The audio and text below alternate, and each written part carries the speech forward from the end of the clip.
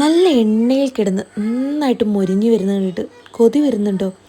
നല്ലൊരു അടിപൊളി വഴുതനങ്ങ ഫ്രൈ ആട്ടോ. അതായത് കുറച്ച് മുഴുത്ത വഴുതനങ്ങയാണ് ഈ ഒരു ടൈപ്പ് വഴുതനങ്ങ. ഞാൻ ഈ ഒരു വലിയ സൈസും ഒരു ചെറിയ വഴുതനങ്ങ മാത്രമേ എടുത്തിട്ടുള്ളൂ.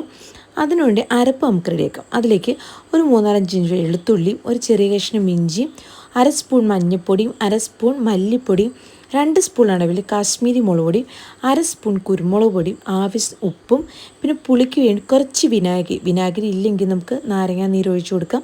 നല്ല പോലെ അങ്ങ് അരച്ചെടുക്കാം കേട്ടോ. ഇതുപോലെ വട്ടത്തിൽ നമുക്ക് വഴുതനങ്ങ കട്ട് ചെയ്തെടുക്കണം. എന്നിട്ട് അതിൽ ഫോർക്ക് വെച്ചിട്ടൊന്ന് കുത്തി കൊടുക്കണം കേട്ടോ. എങ്കിൽ ആ മസാലയൊക്കെ അതിൻ്റെ ഉള്ളിലേക്ക് നന്നായിട്ട് കയറത്തുള്ളേ.